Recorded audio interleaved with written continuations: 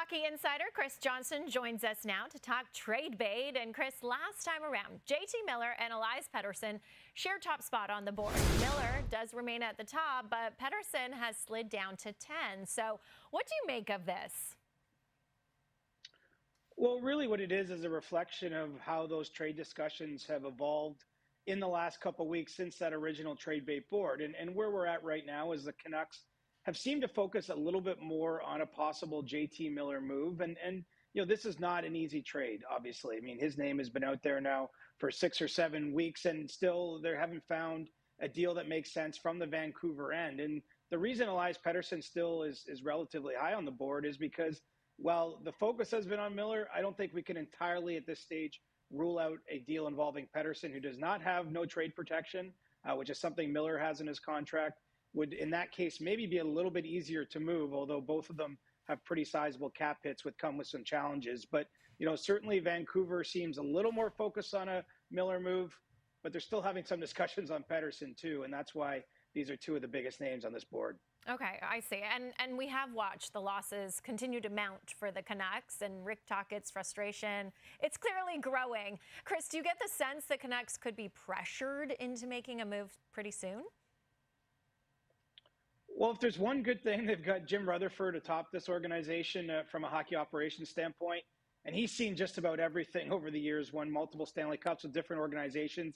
I think that he is able to help maybe get through that pressure, but there's no question it's there. I mean, you can see it on the faces of the players and their body language. And of course, as you mentioned, with Rick Tocchet. And so, that's a dynamic that's kind of unique to this situation. It's been so public. So much speculation, so much discussion about potential major changes to this dressing room, all the while the team has not won consecutive games since December 1st. And so certainly there is that element, but I think there's just as much pressure not to make a bad deal. You can make a trade, but if it's going to be one that sets the organization back years, that's not going to help either. So I think that with an experienced front office, they can weather that to a degree, but down in the dressing room, in the trenches with the players and coaches, it's certainly taking a toll. Well, especially being on the outside looking in as far as a playoff position goes. Now, a couple other Canadian teams, the Jets and Leafs, both looking for help up the middle. Plenty of centers on this trade bait board, CJ. Which names make the most sense for Winnipeg and Toronto? Well, when it comes to the Leafs, I mean, I think they've been pretty clear about their desire here to add a center.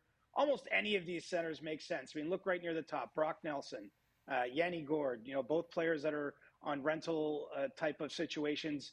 If their teams or when their team's ready to move them, I think are guys that could make some sense for the Leafs. The Jets conversation is a little more nuanced. They had Adam Lowry up as their second line center prior to his injury earlier this week. And because that had been going so well, and albeit a very limited sample size, I think the Jets maybe have they have open minds, I'll call it, about whether they need a center. Maybe there's an opportunity to bring in a winger if Lowry's back. And of course, his injury also complicates things. And so the Jets' position, I think, is a little less clear ahead of March 7th. But, any center name on this board, I didn't mention Ryan Strome, Nick Bjugstad. I mean, the full list of them are on the Leafs watch list. Those are players they're keeping tabs on.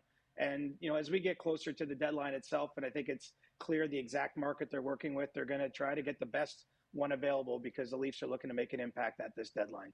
Okay, well, we'll continue to check in with you, CJ, as we approach the trade deadline on March 7th.